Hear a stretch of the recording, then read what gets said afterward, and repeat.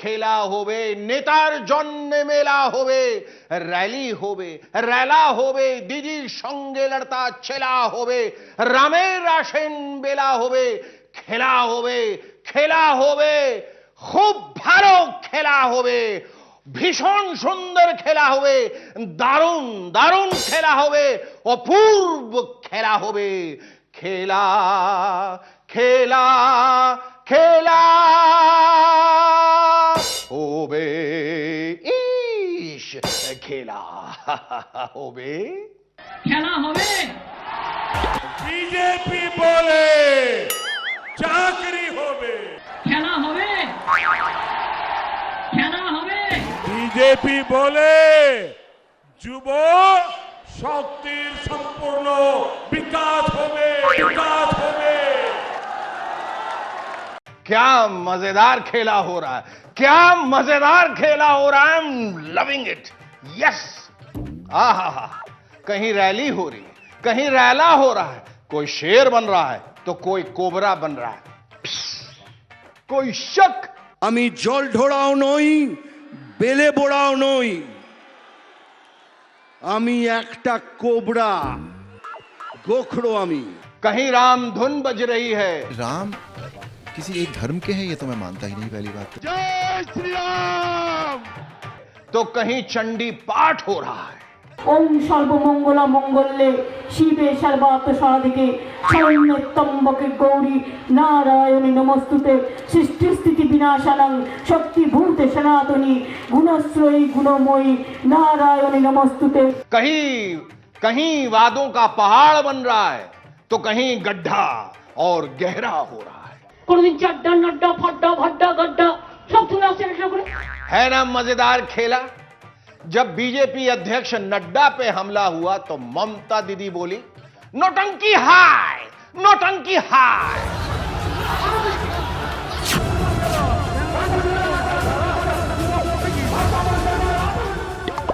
और जब ममता दीदी ने कहा कि मुझ पे हमला हुआ है तो बीजेपी वाले कहने लगे नौटंकी है नौटंकी है। अब कोई नाटक करने से ड्रामा करने से वोट नहीं मिलने वाला। यानी थोड़ा हमला साडा हमला नौटंकी। वाह जी वाह। तो जिसकी जो भी नौटंकी है उसकी पोल खोलने आ गए हम दोनों यानी बंदरू और शेखरू। असम तमिलनाडु केरल और पश्चिम बंगाल के साथ पुडुचेरी में चुनाव के दौरान हम नेताओं और उम्मीदवारों की पोल खोलेंगे और हमेशा की तरह जम के खोलेंगे ठोक के खोलेंगे। खेला होगे तो क्या इन सब जगह पे खेला हो रहा है शेखर? हाँ हो तो सभी जगह रहा है बंदरू लेकिन सबसे जोरदार सबसे धमाकेदार मसालेदार खेला हो रहा है पश्चिम बंगाल में। लग रहा है वहां इलेक्शन नहीं दो टीमों के बीच फुटबॉल का मैच होने जा रहा है। एक टीम तृणमूल कांग्रेस की और दूसरी बीजेपी की। मामला एकदम गर्मा गर्म है चना जोर गरम की तरह। दीदी ओ दीदी চাইনা চাইনা মোদির মুখ দর্শন করতে চাইনা। दीदी अपनी खींच मुझ पर निकाल रही है। वो क्या क्या नहीं कह रही। একটি ভোটও বিজেপিকে নয়। No vote to BJP. वैसे तो जैसा मैंने शुरू में ही कहा कि 5 विधानसभाओं पर चुनाव होने जा रहे हैं लेकिन पश्चिम बंगाल में तो लगता है कि वहां इलेक्शन नहीं जमकर युद्ध होने जा रहा है। तृणमूल कांग्रेस और बीजेपी के बीच दोनों पार्टियों के नेता और कार्यकर्ता ताल पर ताल ठोके जा रहे हैं। देख लूंगी जैसा मामला है। बीजेपी बोले चाकरी होवे। आपने सुना होगा कि महाभारत की लड़ाई के दौरान कौरवों और पांडवों के योद्धा अलग अलग प्रकार के शंख बजाते थे। पश्चिम बंगाल में भी ऐसा ही कुछ हो रहा है। तृणमूल की नेता और राज्य की मुख्यमंत्री ममता बनर्जी मंच से दुर्गा पाठ कर रही हैं तो बीजेपी के नेता जय श्री राम के नारे लगा रहे हैं। জয় শ্রীরাম জয় শ্রীরাম। ওম সর্বমঙ্গলা মঙ্গলে শিবে সর্বার্থ সাধিকে শরণ্যে ত্র্যম্বকে গৌরী নারায়ণী নমস্তুতে। ममता बनर्जी अपने हर चुनावी सभा में कह रही हैं कि खेला होवे। बीजेपी भी जवाबी ताल ठोक रही है और कह रही है कि खेला शेष होवे, यानी खेला खत्म होवे।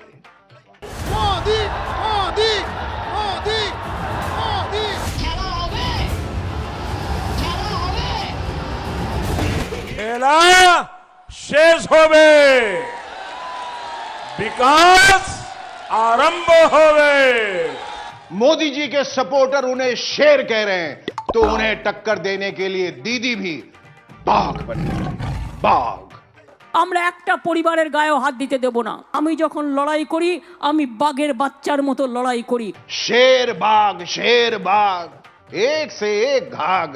पता नहीं क्या क्या आ रहे हैं इस बंगाल सफारी में। और आपको एक बात बताऊं, पश्चिम बंगाल में जो चुनावी लड़ाई हो रही है ना, वो तृणमूल बनाम तृणमूल की है। मैं बताता हूं।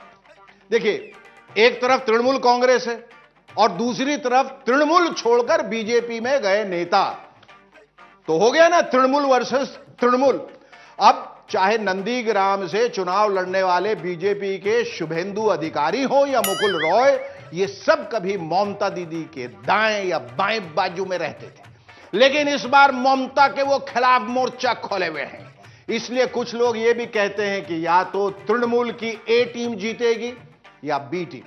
और कांग्रेस और सीपीएम का क्या हाल है शेखरू? मत पूछो बंदरू, मत पूछो, आंसू निकल आते हो। 34 साल तक पश्चिम बंगाल में अखंड राज करने वाली सीपीएम के काडर का एक बड़ा हिस्सा तो पिछले लोकसभा चुनाव के समय ही बीजेपी की तरफ खिसक लिया। कई जगहों पर तो सीपीएम का वोट भर बचा है और कांग्रेस के पास तो पहले से कार्यकर्ता नहीं बचे हैं। इक्का दुक्का नेता भर है। इसीलिए पूरी लड़ाई बीजेपी और तृणमूल कांग्रेस के बीच ही होने जा रही है। और अब तो बीजेपी के साथ राम भी आ गए हैं और लड़ाई और भी गर्मा गर्म हो गई है। जय श्री राम, जय श्री राम। शिकू ये सब क्या बोल रहे हो? राम कहां से आ गए? बीजेपी में आ गए बंदरू, बीजेपी में आ गए। सतयुग वाले राम तो बीजेपी के साथ पहले से ही थे। अब ये कलयुग वाले राम भी आ गए। कलयुग वाले राम मतलब रामायण सीरियल वाले राम, यानी अरुण गोविंद। जय श्री राम, जय श्री राम। फिर तो बीजेपी की बल्ले बल्ले हो गई। कुछ कह नहीं सकते बंदरू। पब्लिक का क्या है कुछ समझ में नहीं आता। पब्लिक अनप्रेडिक्टेबल है। पब्लिक ने तो रामायण सीरियल वाले रावण को भी जिता दिया था, क्योंकि उसे पता था कि ये असली वाला रावण थोड़ी है। और इसे ये भी पता है कि ये वाला भी कोई असली वाला राम थोड़ी है। भाई ये पब्लिक है, ये सब जानती है पब्लिक। समझे बंदरू? समझ गया शेखरू। पहले तो दीदी राम के नाम से ही डर रही थी।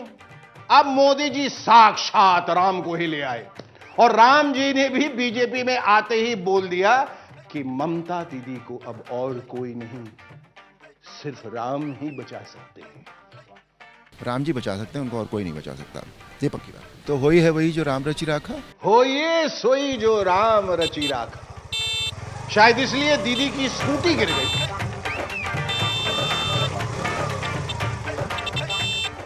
दीदी की स्कूटी गिरने को बीजेपी वाले अपने लिए शुभ संकेत मान रहे हैं। उन्हें लग रहा है कि जैसे आज दीदी die स्कूटी गिरी है, ऐसे ही कल सरकार भी गिर जाएगी। हम नहीं चाहते किसी को चोट आए, लेकिन जब स्कूटी ने नंदीग्राम में गिरना तय किया है तो हम क्या करें? स्कूटी गिर गई। इसमें इतना हंसने की क्या बात है? हो जाता है।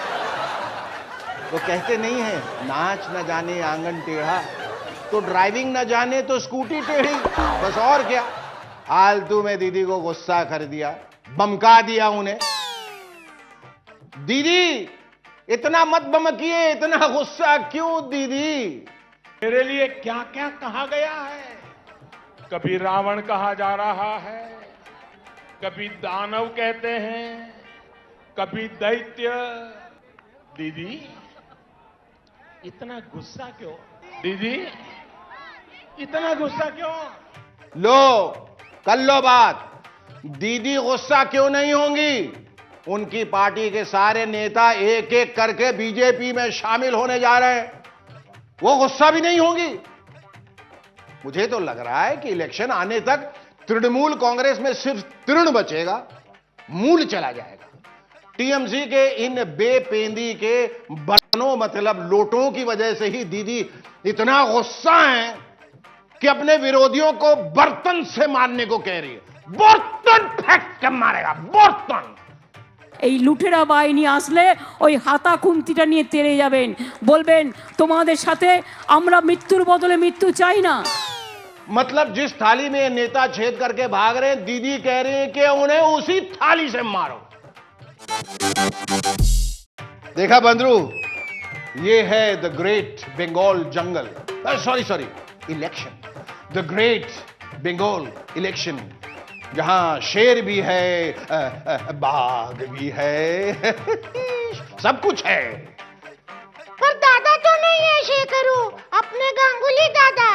अरे दादा नहीं है तो क्या हुआ? हाफ दादा तो आ गए, हाफ दादा।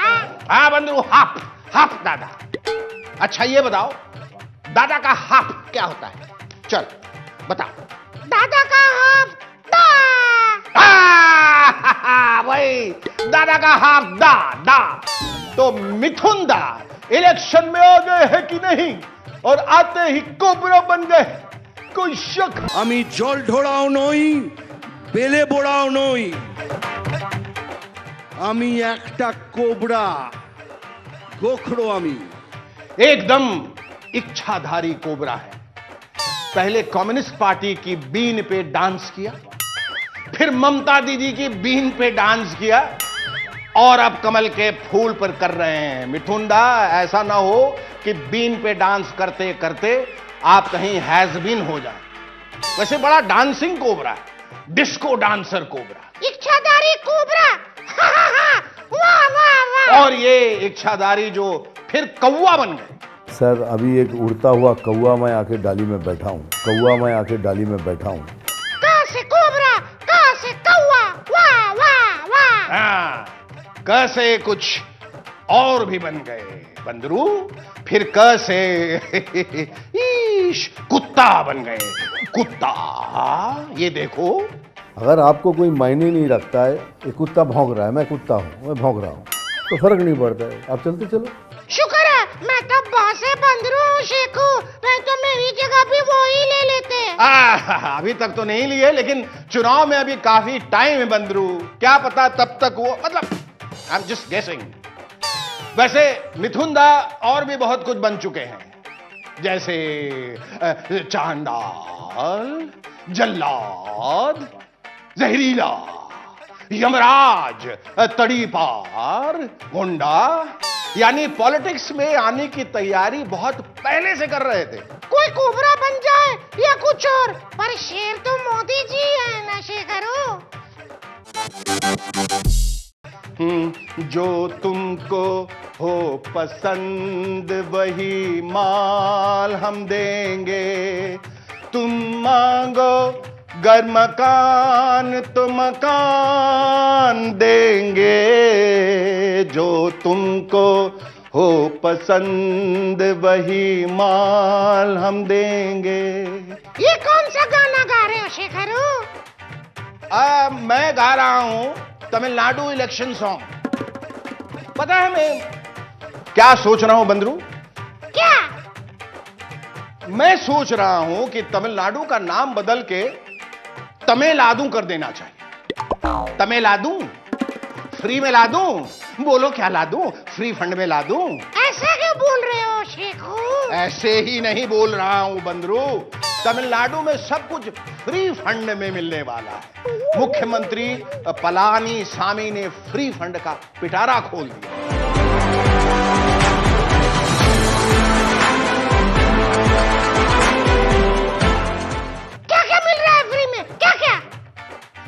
लेना चाहते हो तो अपनी कुर्सी की पेटी बांध लो। बांध ली। तो सुनो, सारे बेघरों को फ्री में घर, हर बीपीएल फैमिली को फ्री में वॉशिंग मशीन, साल में 6 गैस सिलेंडर फ्री, सबको केबल टीवी फ्री, महिलाओं को हर महीने 1500 रुपए फ्री, महिलाओं का आधा किराया फ्री, हर घर के कम से कम एक सदस्य को सरकारी नौकरी फ्री। फ्री फ्री बहुत ही केयर फ्री सरकार है। बस शेखरू, बस इस फ्री की लिस्ट को पढ़ते पढ़ते तो तुम्हें भी फ्री में पसीना आ गया। आया आया आया, बहुत पसीना आया। मुझे तो लगता है कि वो पलानी सामी नहीं आसामी है, क्योंकि इतनी सारी चीजें फ्री में तो कोई बहुत बड़ा आसामी ही दे सकता है कि नहीं बंधु? அந்த அறிக்கையிலே நீங்கள் ஒவ்வொரு வீட்டிற்கும் வாஷிங் மிஷின் வழங்கப்படும் என்ற அறிவிப்பு அதுவும் நடைமுறைப்படுத்தப்படும்। पलानी सामी बने आसामी। वाह वाह वाह। अरे बंदरू, ये तो कुछ भी नहीं है। तमिलनाडु में तो एक इससे भी बड़ा कारनामा हो रहा है। वो क्या?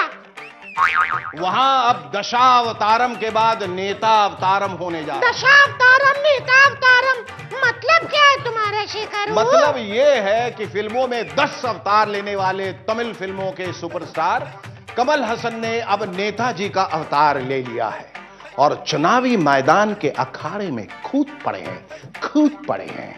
मैं क्या कह रहा हूं कि तमिलनाडु के बड़े फिल्मी सितारे एक शौक जरूर पालते हैं, नेता बनने का। उनको लगता है कि जनता उनको पुकार रही है और तुमने बुलाया और हम चले आए के अंदाज में वो फटाफट राजनीति के मैदान में कूद जाते हैं। कुछ सफल हो जाते हैं तो कुछ असफल। पुराना इतिहास तो लंबा है, लेकिन फिलहाल हम कमल हसन के बारे में बात करेंगे। 2019 के लोकसभा चुनाव में भी उनकी पार्टी मक्कल निधि मय्यम यानी MNM मैदान में उतरी थी और आप तो जानते ही होंगे कि इस पार्टी को कितने वोट मिले। यस, कितने? सिर्फ 4%। Yes, only 4%। जी हां, सिर्फ 4%। इतने में तो हर किसी के हौसले टूट जाते हैं, बिखर जाते हैं, लेकिन कमल हसन किसी और ही मिट्टी के बने लगते हैं। इसलिए इस बार के विधानसभा चुनाव में भी 150 अधिक सीटों पर अपने उम्मीदवार उतारे हैं और खुद भी विधानसभा के लिए कैंडिडेट बन गए हैं। वैसे उन्होंने शुक्रवार को अपना चुनाव घोषणा पत्र भी जारी कर दिया है।